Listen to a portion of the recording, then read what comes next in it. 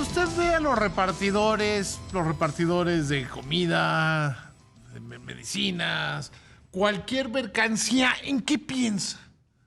Por un lado está el que se han convertido en ciudades como la de México en una plaga, porque son poco cuidadosos al manejar y tienen muchas presiones, pero también por el otro lado, cómo se desenvuelve, cómo se desarrolla la vida de esos trabajadores. Para platicar sobre este tema, tengo en la línea a Víctor Carrión, investigador del Laboratorio Nacional de Políticas Públicas. Víctor, buenas noches. Hola David, muy buenas noches, ¿cómo estás? Bien, con gusto de saludarte. Como que hay poco interés en los derechos de este sector de trabajadores. Sí, mira, aquí la respuesta es como sí y no, ¿no? Por un lado, es un porcentaje muy pequeño del total de la población ocupada, pero también ha sido Un porcentaje creciente.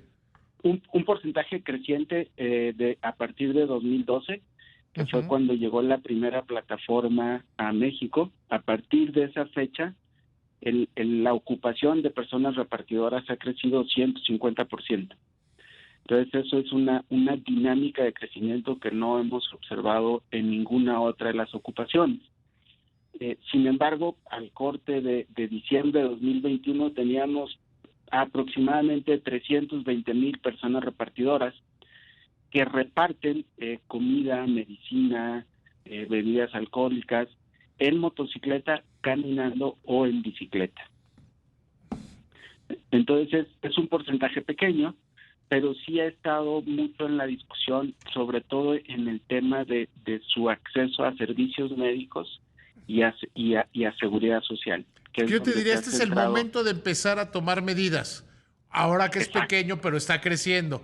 Porque cuando sea como la economía informal, pues ya hay pocas cosas que hacer, o que el impacto de las políticas públicas es muy lento y muy largo y poco efectivo.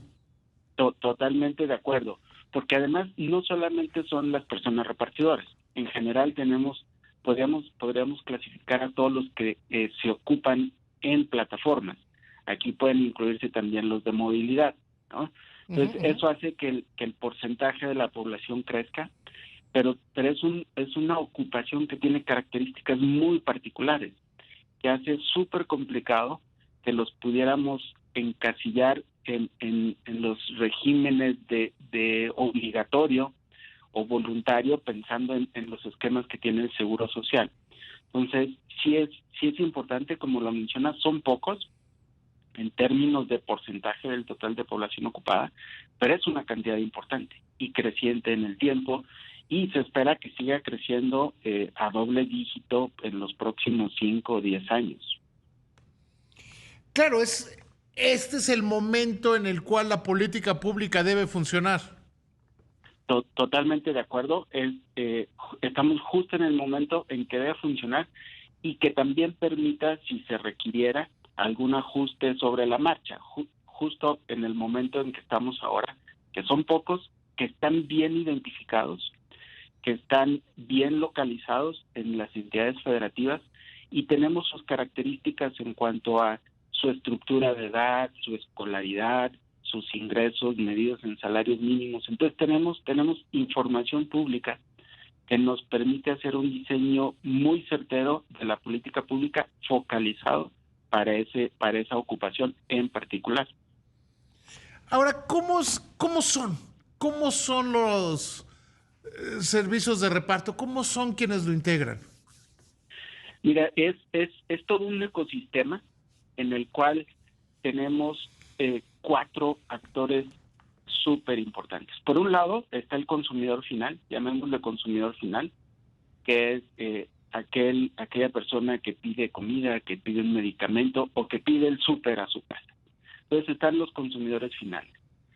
En el otro lado, en el otro extremo, están los oferentes, los restaurantes, los supermercados, las farmacias, las vinaterías, quienes permiten el contacto no físico, sino virtual, del oferente con el demandante son las plataformas. Ujú. Esta innovación tecnológica que permite la compraventa o el intercambio de bienes y servicios sin que se realice físicamente.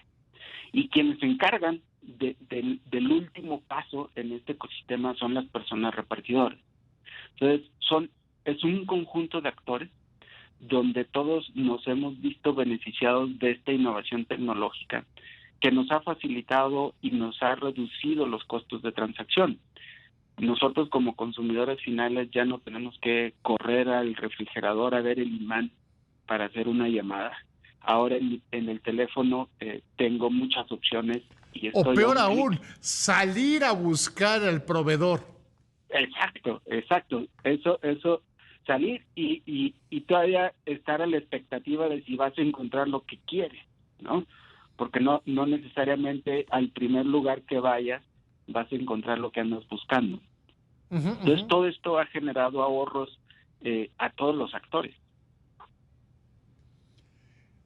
Ahora, estos actores, ¿cómo tienen que ser tratados? ¿Cómo se debe establecer la seguridad para ellos?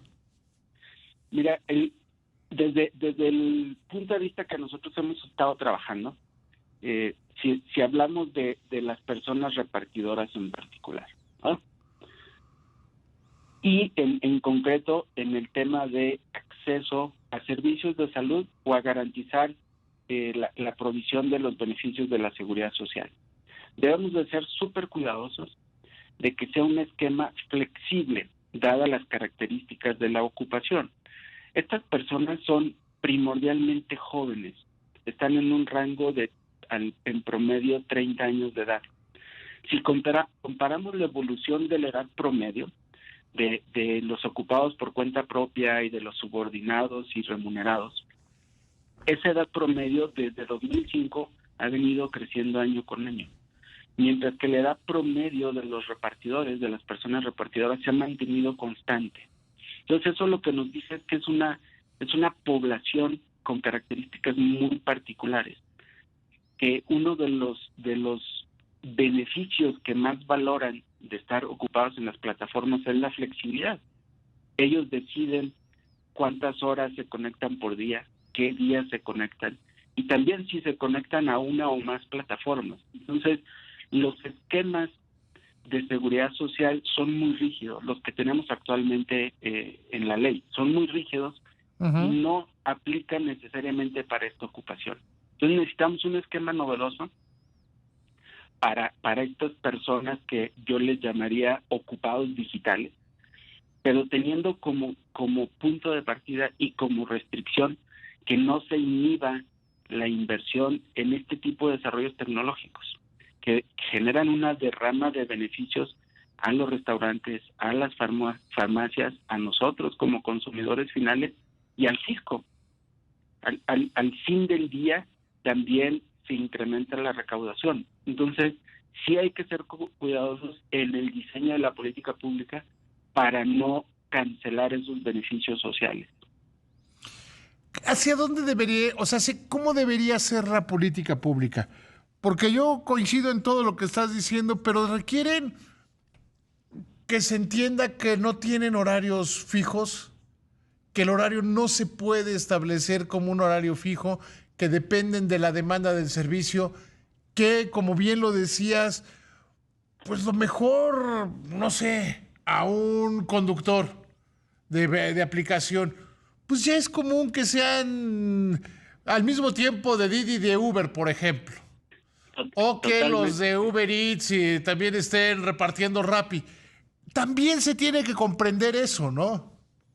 totalmente de acuerdo. Mira, un esquema eh, híbrido, digamos, donde no los encasilles en el esquema obligatorio y tampoco en el voluntario, algunas características particulares. Por ejemplo, la contribución a la seguridad social debe ser tripartita, en el sentido de debe contribuir la plataforma o las plataformas si se conectan a varios, debe contribuir la persona repartidora y debe contribuir el Estado, como lo hace en el esquema obligatorio. Un dato bien importante, una característica bien importante es que la contribución de la persona repartidora sea proporcional a su ingreso, independientemente de si lo obtiene solo de una plataforma o de dos o más plataformas. Claro, que sea el ingreso global. Exacto, que sea el ingreso global, pero que sea proporcional al ingreso, porque por ahí se han escuchado algunas propuestas que dicen que debe ser una cuota fija. Pero la cuota fija es injusta. Es injusta y es regresiva, porque finalmente va a terminar pagando quien ingresa, va a pagar más quien ingresa menos. Entonces debe ser proporcional al ingreso. Otro tema bien importante es que debe ser voluntario, porque muchas de las personas repartidoras, lo que nosotros encontramos en las estadísticas, es que ya gozan de beneficios de seguridad social. Sí, porque es un empleo complementario. Exacto. Básicamente es un empleo o de inicio o complementario. Exacto, es una ocupación que la van que deciden por esa ocupación de manera temporal o permanente, pero es complementaria. Entonces, si se obliga a que siendo persona repartidora también tenga seguridad social, estaría contribuyendo doble, ¿no? Y algunos otros obtienen la seguridad social, sobre todo jóvenes o estudiantes, lo obtienen a través de su familia. Uh-huh.